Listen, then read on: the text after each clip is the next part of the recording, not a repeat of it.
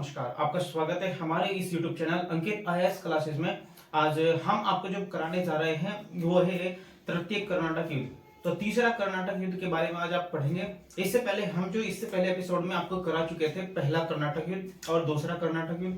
पहले कर्नाटक युद्ध में आपने देखा था कि वहां पर जो है ला सापिल की संधि हुई थी, क्योंकि फ्रांसीसियो और अंग्रेजों की तरफ से जो हैदराबाद के वो कर्नाटक के नवाब थे अनवरुद्दीन, उनके बीच में क्या हुआ था, युद्ध हुआ था। तो उसमें जो है फ्रांसीसी पूरी तरह से जीत जाते हैं और उसके बाद एक्स-ला सापेल की संधि होती है। एक्स-ला सापेल की संधि के द्वारा जो आपके मद्रास अंग्रेजों से छीना गया था फ्रांसीसियों ने, तो उनको वापस कर दिया गया था। तो उसमें तो ये मान लिया गया था कि भाई पहले कर्नाटक युद्ध में, जिसको सेंट थोमे का युद्ध भी कहा गया था, तो पहले कर्नाटक युद्ध को हमने सेंट थोमे का युद्ध भी कहा था, क्योंकि वो सेंट थोमे नामक स्थान पर शुरू हुआ था। तो उसी के आधार पर ये माना जाता है कि जो पहला कर्नाटक युद्ध था उसमें किसी की भी विजय प्राप्त नहीं हुई थी, और जो पहली जो विजय प्राप्त होती है वो फ्रांसीसियों ने तो प्राप्त की थी, लेकिन बाद में जो निर्णय निकलता है उसी निर्णय में दोनों को वापस जो क्षेत्र थे वो वापस कर दिए जाते हैं। तो इसी प्रकार से वो निर्णायक युद्ध नहीं माना जाता है। तो उसके बाद सेकेंड कर्नाटक युद्ध हुआ था आपका। जो सेकेंड कर्नाटक युद्ध हुआ वो 1749 से लेकर के 1754 तक चला था। तो हुआ ऐसा था कि उसमें भी जो आपका युद्ध हुआ, जो परिस्थिति ऐसी बनी कि निजामुल मुल्क थे हैदराबाद के नवाब, और उनका एक पुत्र था, एक भतीजा था। उन दोनों नासिर जंग और मुजफ्फर जंग, उन दोनों के बीच में गद्दी के लिए युद्ध प्रारंभ हुआ था, जिसमें फ्रांसीसियों ने और अंग्रेजों ने एक दूसरे के द्वारा मदद करी। एक की तरफ से फ्रांसीसी लगे, एक की तरफ से अंग्रेज लगे, तो दोनों ने मिलकर के युद्ध किया। तो युद्ध था भारतीयों के बीच में, लेकिन उसमें घुस कौन गए, उसमें आपके अंग्रेज और फ्रांसीसी आपस में घुस गए थे। ठीक है। अब उसके बाद कर्नाटक में भी ऐसी स्थिति बन गई थी, चंदा साहब को उन्होंने वहां से मराठों ने रिहा कर दिया, और आपका अनवरुद्दीन था कर्नाटक में जो नवाब था, तो उनके बीच में वहां पे युद्ध हुआ, और उसी के कारण युद्ध के दोनों के बीच प्रारंभ हो जाता है। और जो आपकी पहली स्थिति जो बनती है उसमें अंबर का युद्ध हुआ था, और अंबर के युद्ध में ही ऐसी स्थिति बनी कि वहां पर आपका जो मुजफ्फरीन की मृत्यु हो जाती है। पहले युद्ध में क्या हुआ था, उसमें जो अंबर का युद्ध होता है तो अमरुद्दीन मर जाता है, तो उसका पुत्र था महमूद अली, और महमूद अली फिर जाकर के तृष्णापल्ली में छुप जाता है। लेकिन फिर 1750 में जाकर के फिर आपका किसकी मृत्यु हो जाती है, जो नासिर जंग था, नासिर जंग भी मर जाता है। मुजफ्फर जंग को क्या बना दिया जाता है, मुजफ्फर जंग को फिर आपका हैदराबाद का नवाब बना दिया जाता है। उससे खुश होकर के वो डुबले को क्या है, पूरा क्षेत्र दे देता है। दक्षिण का क्षेत्र हो गया, कृष्णा नदी से लेकर के कन्याकुमारी तक का क्षेत्र दे देगा, भाई तुम ही रखो। पांडिचेरी दे देगा उनको, मछलीपट्टनम दे देगा कि भाई तुम ही यहाँ का अधिकार तुम्हारे पास है। तो खुश होकर के इस तरह से दे दिए जाते हैं। और लास्ट में जाकर के आपका जो फिर लॉर्ड क्लाइव आएगा वहां पर आपका, तो उसी के द्वारा क्या होता है, वहां पर एक संधि होगी आपकी पांडिचेरी की संधि। तो पांडिचेरी की संधि में क्या किया जाता है, दोनों के बीच में संधि हो जाती है, और उसी के द्वारा वहां पर ये कह दिया जाता है कि जिसके भी हमने जो जो क्षेत्र जीते हैं वो वापस कर दिए जाएं, और ये शपथ लेते हैं कि अब हम भारतीयों के बीच में कोई भी हस्तक्षेप नहीं करेंगे, ना ही फ्रांसीसी करेंगे और ना ही अंग्रेज करेंगे। तो इस तरह से कोई भी हस्तक्षेप नहीं किया जाएगा। लेकिन आगे चल करके फिर परिस्थितियां बदल जाएंगी। तो अब होता है तीसरा कर्नाटक युद्ध। तो तीसरा कर्नाटक युद्ध जो माना जाता है वो 1758 से लेकर के 1763 तक माना जाता है। तो 1758 से 1763 तक तीसरा कर्नाटक युद्ध माना जाएगा। अब इसमें हुआ क्या था, तो जो यूरोप के अंदर था, यूरोप के अंदर ऑस्ट्रिया और प्रसा दोनों के बीच युद्ध था। लेकिन फ्रांसीसियों ने ऑस्ट्रिया की तरफ से समर्थन किया, और इंग्लैंड ने या अंग्रेजों ने प्रसा का समर्थन किया। अब इन दोनों का समर्थन करते करते वहां पे फ्रांसीसियों और अंग्रेजों के बीच में युद्ध छिड़ गया था, और वही युद्ध सप्तवर्षीय युद्ध के नाम से जाना गया, क्योंकि यह युद्ध जो छिड़ता है वो 1756 में होता है। तो 1756 में शुरू होता है और 1763 में जाकर के पेरिस की संधि के साथ समाप्त होगा। अब इस युद्ध में क्या हुआ, जैसे जैसे वहां पे युद्ध भड़क रहा था तो उसी का प्रभाव भारत में भी पड़ रहा था, क्योंकि जब वहां पे दोनों लड़ रहे हैं और दोनों ही शक्तियां भारत में भी हैं, तो उनको देख करके उनकी इंफॉर्मेशन जब सूचनाएं मिलती हैं, उसी के आधार पर यहाँ भी एक दूसरे के बीच इनमें युद्ध छिड़ जाता है। तो ऐसे ही भारत में दोनों के बीच, आंग्ल फ्रांसीसियों के बीच में युद्ध छिड़ जाता है, जिसे तृतीय कर्नाटक युद्ध कहा जाता है। अब तात्कालिक कारण जो इसका माना जाता है तृतीय कर्नाटक युद्ध का, ये माना जाता है कि फ्रांसीसियों के द्वारा एक अपना गवर्नर बना करके यहाँ पर भेज दिया जाता है भारत में, जिसका नाम था काउंट डी लाली, जो बहुत ही धूर्त आदमी भी था। धूर्त माना जाता है कि बहुत ही अत्याचारी था, बेकार था, मतलब बहुत ही तो उसी आधार पे जब वो यहाँ पर आया तो उसने यहाँ पर अपने जो फ्रांसीसियों का संपूर्ण क्षेत्र था उसका नियंत्रण उसी के पास था। जितने भी सारे क्षेत्र थे पूरे के पूरे क्षेत्रों पर फ्रांसीसियों के उसी का नियंत्रण था और वही पूरी तरह से फ्रांसीसियों की सेना को संचालित करता था। जो भी नीति बनानी है उसी के द्वारा बनाई जाती थी। अब उसने क्या किया कि सबसे पहले अंग्रेजों के जो क्षेत्र है फोर्ट सेंट डेविड, तो अंग्रेजों के फोर्ट सेंट डेविड पर 1756 में वहां पर आक्रमण करके उस पर कब्जा कर लेता है।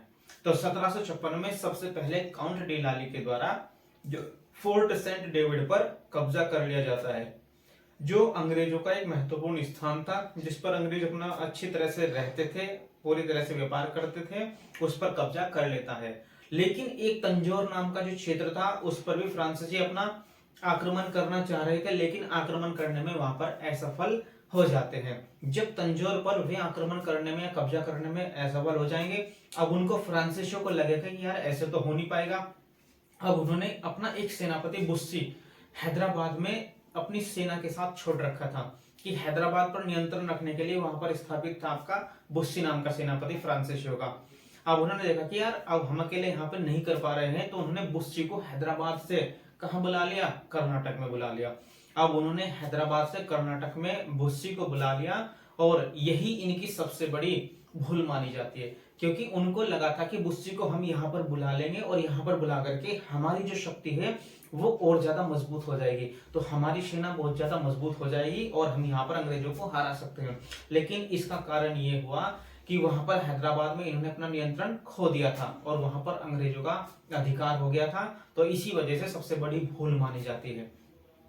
अब ऐसा होता है कि जो कुछ अंग्रेजों की जो नौसेना थी, तो अंग्रेजों की नौसेना का एक एडमिरल था पिकॉक के नाम से, ठीक है, पिकॉक के नाम से था। वो पिकॉक ने भी ऐसा किया था कि फ्रांसीसियों के लगभग 3 बेड़ों को समुद्र में पूरी तरह से पराजित कर दिया था। तो ये भी हुआ था कि 3 बेड़े थे फ्रांसीसियों के जिनको अंग्रेजों के द्वारा पूरी तरह से हरा दिया गया था। अब उसके बाद जब ये हरा देंगे, उसी के साथ वाटसन और जब का क्लाइव है, वाटसन और क्लाइव, जो वाटसन और क्लाइव है वो पूरी तरह से आपके किस पर, चंद्रनगर पर अपना अधिकार कर लेते हैं। तो चंद्रनगर नामक जो स्थान था उस पर क्लाइव और वाटसन भी पूरी तरह से अधिकार कर लेते हैं। ईस्वी में 1760 इसमें ब्रिटिश सेना नायक था एक आयरकूट के नाम से। ब्रिटिश सेना नायक आयरकूट के द्वारा एक 1760 में वांडीवास का युद्ध किया जाता है और वांडीवास का युद्ध में जब युद्ध होता है तो उसमें ये फ्रांसीसियों को बुरी तरह से हरा देते हैं। तो फ्रांसीसियों की अंतिम रूप से जो हार मानी जाती है वो 1760 में वांडीवास के युद्ध में मानी जाती है, जिसमें अंग्रेजी सेना का नेतृत्व सर आयरकूट के द्वारा किया गया था। और जब वहां पर पूरी तरह से इनको हरा दिया जाता है, तो हराने के बाद आपका फ्रांसीसियों में जो बुस्सी नाम का जो सेनापति था उसको ये कैद कर लेते हैं और कैद कर करके एक तरफ डाल देते हैं। तो कैद कर लिया जिससे कि उनकी सेना पूरी तरह से परास्त हो जाती है और जो बाकी के जो क्षेत्र थे वो सभी क्षेत्रों पर अब अंग्रेजों का अधिकार हो जाता है। जब अंग्रेजों का अधिकार हो गया तो फ्रांसीसी अपना यहाँ से पूरी तरह से सामान बिस्तरा लपेट करके चल देते हैं। अब 1761 में अंग्रेजों के द्वारा पांडिचेरी पर भी अपना अधिकार कर लिया जाता है और उसी के बाद धीरे धीरे माहे और जिंजी पर भी अंग्रेजों का अधिकार हो जाता है और फ्रांसीसी वहां से रफा दफा हो लेते हैं। अब होता क्या है कि 1763 में यूरोप में पेरिस की संधि होती है। 1763 में यूरोप में पेरिस की संधि होती है, जिसी के तहत वहां पर युद्ध समाप्त हो जाता है और वहीं पर युद्ध की समाप्ति के साथ जो 7 वर्षीय युद्ध था 1756 से 1763 में 7 वर्ष तक चला, तो वो युद्ध यूरोप में समाप्त हो जाएगा और पेरिस की संधि होती है। पेरिस की संधि के साथ ही तीसरा कर्नाटक युद्ध समाप्त हो जाएगा और उसी के साथ भी भारत में भी पूरी तरह से युद्ध समाप्त हो जाएगा। और इस संधि के तहत ये कहा जाता है कि भारत में फ्रांसीसी अपना जो व्यापार है केवल व्यापार के उद्देश्य से ही यहाँ पर रहेंगे।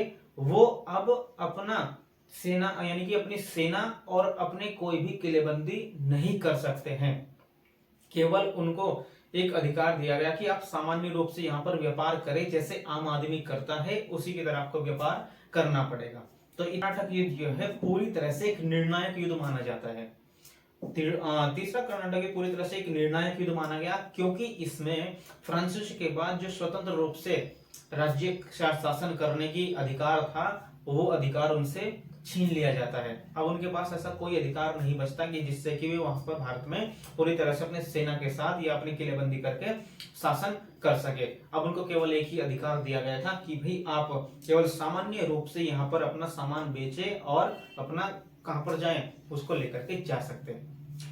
और पेरिस की संधि के बाद फ्रांसीसियों ने जो भी स्वतंत्र राज्य या विस्तार का, अपने स्वतंत्र राज्य के विस्तार का जो विचार लाया हुआ था फ्रांसीसियों ने, अब उस विचार को उन्होंने पूरी तरह से खत्म कर दिया था, समाप्त कर दिया था, छोड़ ही दिया था। और केवल अपना जो पूरा का पूरा ध्यान है उन्होंने अपने व्यापार पर केंद्रित कर लिया कि बस अब तो आपको व्यापार ही करना है, अपनी सेना यहाँ पर नहीं रख सकते हैं। क्योंकि पेरिस की संधि से भारत के अंदर फ्रांसीसी गवर्नर डुप्ले के द्वारा जो नींव रखी गई थी उसको अंग्रेजों के द्वारा पूरी की पूरी तरह से उखाड़ दिया गया था पेरिस की संधि से।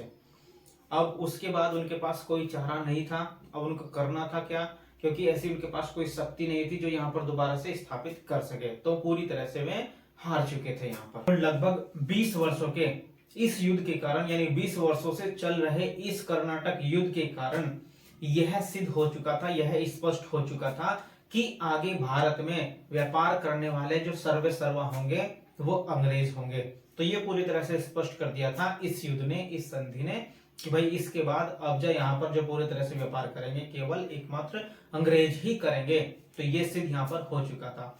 और आपसे कुछ ये बातें बताने लगे कि जो फ्रांसीसी और अंग्रेज हैं इनकी सफलता और असफलता का कारण क्या रहा, क्योंकि फ्रांसीसी असफल रहे अंतिम रूप से और अंग्रेज अंतिम रूप से सफल रहे। तो इसका मेन मकसद या मेन कारण क्या रहा था? देखो, सबसे पहले कारण ये माना जाता है कि फ्रांसीसी एक राजकीय संरक्षण में रहने वाली कंपनी थी जिस पर सरकार का नियंत्रण था। सरकार जो कहती थी वो करना पड़ता था, अपने आप कोई भी नीति नहीं बना सकते थे। लेकिन अंग्रेजी एक निजी कंपनी थी जो खुद के फैसले ले सकती थी। जैसी परिस्थिति बने ऐसी परिस्थिति के अनुसार वो नीतियां बना सकती थी। तो एक तो कारण ये रहता था, और दूसरा कारण ये था कि जो अंग्रेजों की आर्थिक स्थिति थी वो फ्रांसीसियों की आर्थिक स्थिति से अत्यधिक मजबूत थी। फ्रांसीसियों की जो आर्थिक स्थिति है उससे कितनी थी, काफी अच्छी थी अंग्रेजों की आर्थिक स्थिति, क्योंकि अंग्रेजों के पास बहुत अच्छे अच्छे क्षेत्र थे जहां से वो व्यापार करते थे, जहां से उनका स्रोत था इनकम का, तो अच्छे थे। लेकिन जो फ्रांसीसी थे उनके पास केवल दक्षिण वाला भाग ही स्रोत के रूप में आता था, जिससे कि उनकी आर्थिक स्थिति मजबूत हो सके। तो अंग्रेजों की आर्थिक स्थिति अत्यधिक मजबूत थी और फ्रांसीसियों की आर्थिक स्थिति कमजोर थी। एक कारण ये माना जाता है।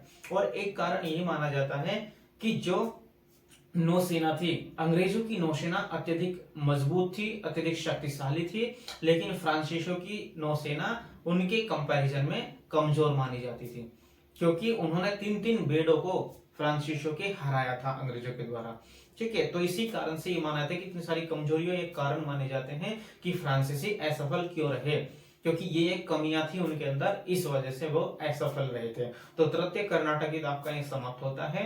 अब इसके बाद जो करेंगे आपका अगला बंगाल का अधिग्रहण, इस तरह की जो आएंगी तो वह नेक्स्ट एपिसोड में करेंगे। तीनों कर्नाटक युद्ध आपके समाप्त हो चुके हैं। क्या क्या तीनों कर्नाटक युद्ध में परिस्थितियां बनी, किस तरह से क्या हुआ, कौन सी संधि हुई, क्या क्या हुआ, तो ये आपको सब हम बता चुके हैं।